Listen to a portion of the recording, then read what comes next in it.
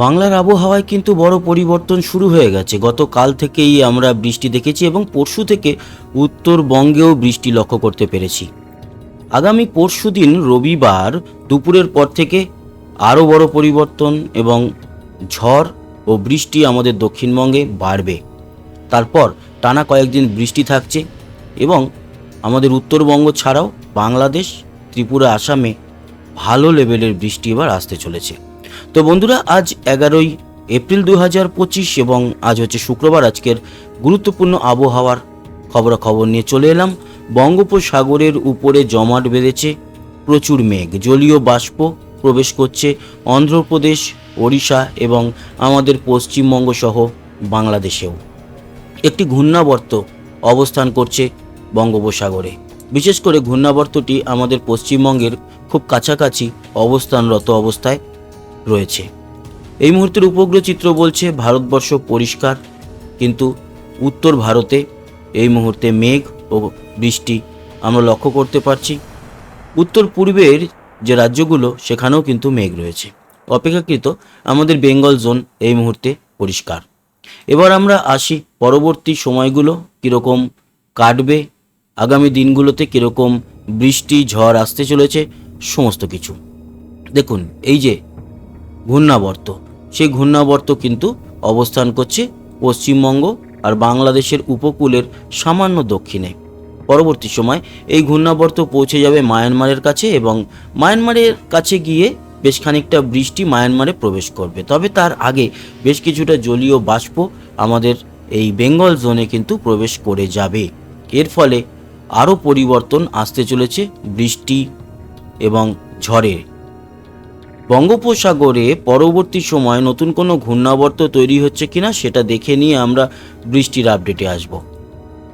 তো 19 তারিখ পেরিয়ে 20-21 তারিখ নাগাদও আমরা যেটা লক্ষ্য করতে পারছি তাতে খুব একটা কিছু দেখা যাচ্ছে না। তবে হ্যাঁ, কালবৈশাখী ঝড় লক্ষ্য করা যাচ্ছে বঙ্গোপসাগরের উপরে এবং আমাদের পশ্চিমের বা পশ্চিমবঙ্গের উপরে, বিশেষ করে দক্ষিণবঙ্গে কিন্তু 40 কিলোমিটারের মতো গতিবেগ নিয়ে বা 50 কিলোমিটারের কাছাকাছি গতিবেগে এই কালবৈশাখী ঝড় দেখা যাবে। 24-25 তারিখ অবধি যেটা আপডেট দেখলাম তাতে এই ঝড় ছাড়া ঘূর্ণিঝড় বা নতুন কোনো নিম্নচাপের আশঙ্কা নেই। তবে নিম্নচাপ তো আসতে চলেছে আপাতত 13 তারিখের পর থেকে, সেটা নিয়ে আপডেট আপনাদের এবার দিয়ে দিই। ঘূর্ণাবর্ত বেরোনোর সাথে সাথেই কিন্তু নিম্নচাপের এফেক্ট আমাদের বেঙ্গলে পড়তে আরম্ভ করবে। আজকে কীরকম এফেক্ট সেটা দেখে নিই। উত্তরবঙ্গে দার্জিলিং ছাড়াও আসামের উপরে গুয়াহাটির দিকে, ডিব্রুগড়ের দিকে বৃষ্টি আছে দুপুরের পর থেকে বিকালে, এবং সন্ধ্যের দিকটাতে আমরা দেখতে পারবো একেবারে পশ্চিমে পুরুলিয়া বাঁকুড়ার দিকে হালকা মাঝারি বৃষ্টি। উত্তরবঙ্গেও কিন্তু বৃষ্টি থাকবে, উত্তর বাংলাদেশে হালকা মাঝারি বৃষ্টি দেখা যাচ্ছে, বিক্ষিপ্তভাবে বৃষ্টি আসাম জুড়ে থাকবে।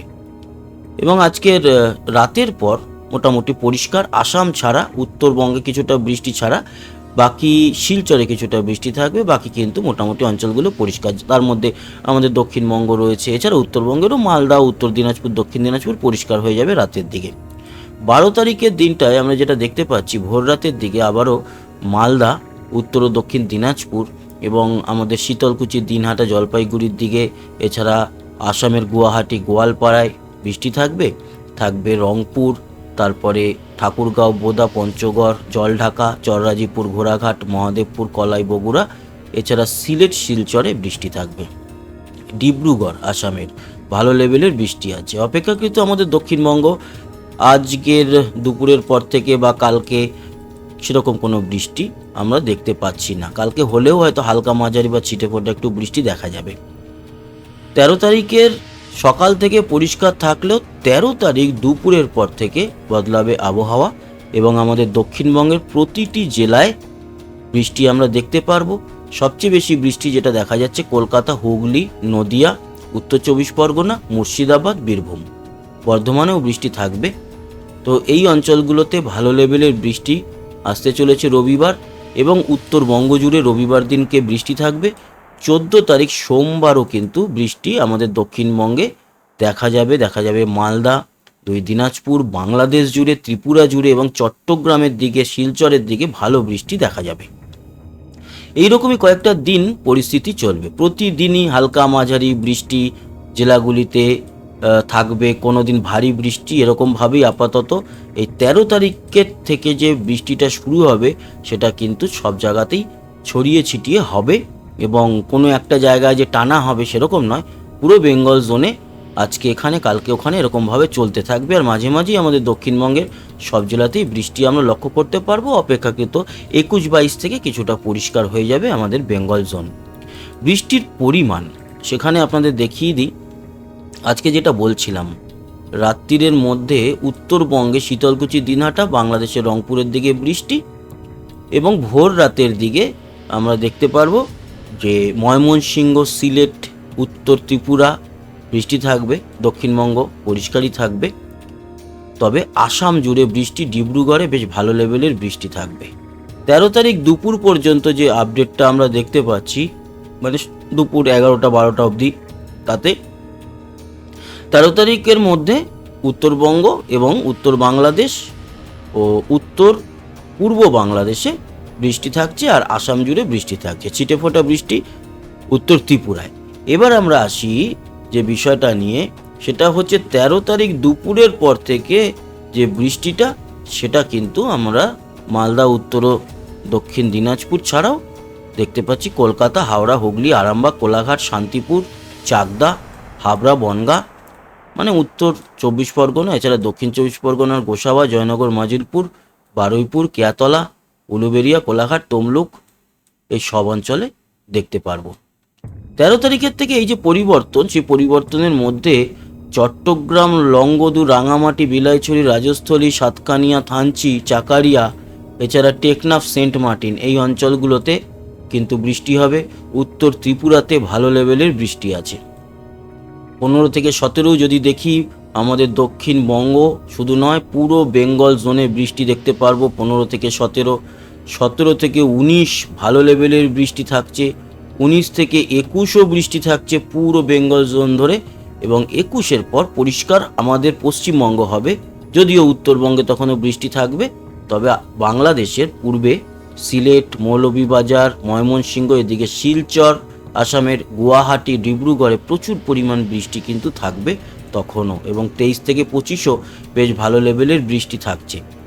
মোট কথা 13 থেকে যদি আমরা 21 অবধি বৃষ্টিটা দেখি, তাহলে বেঙ্গলের প্রতিটা জায়গায় বৃষ্টি থাকবে, আর তারপরের যে লেভেলের বৃষ্টিটা, সেটার জন্য আসামে, শিলচরে এবং সিলেটের দিকে বন্যা পরিস্থিতি তৈরি হতে পারে।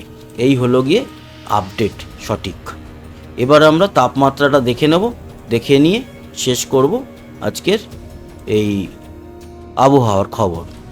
তো আজকে মোটামুটি গতকালকের থেকেও কিন্তু আরামদায়ক একটু পরিস্থিতি বলা যেতে পারে। গতকালকের থেকে তাপমাত্রা কমেছে, বর্ধমানে 31, কলকাতা 34, চন্দননগর 32। তো আমাদের পশ্চিমবঙ্গের দক্ষিণে 31 থেকে 34-এর মধ্যে, কোথাও কোথাও 30ও রয়েছে। হলদিবাড়ি 30, দীঘা, মন্দারমণির দিকেও দেখতে পাচ্ছি 29 থেকে 31-এর মধ্যে, এবং মুর্শিদাবাদের দিকেও 30-31। মালদা আজকে সর্বোচ্চ তাপমাত্রা দুপুরের 30, এবং দুই দিনাজপুর 29-30-এর মধ্যে, শিলিগুড়ি 26, দার্জিলিং 17, আর জলপাইগুড়ি, ধূপগুড়ি 27-28, কোচবিহার, আলিপুরদুয়ার, শীতলকুচি, দিনহাটা, এগুলো সবই 27-28-এর মধ্যে।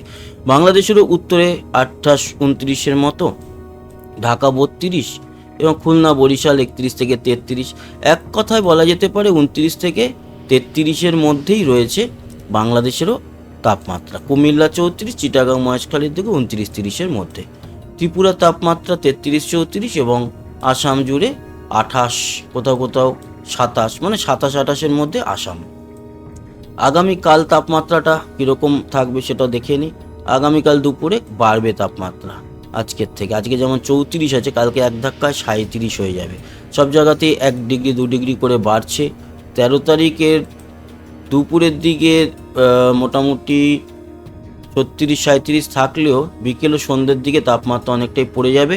তার কারণ এই যে বৃষ্টিটা আসবে রবিবার দুপুরের পর থেকে, তার জন্য নিম্নচাপ আসতে চলেছে, নিম্নচাপ, এবং সাথে থাকবে ঝোড়ো হাওয়া, কালবৈশাখী।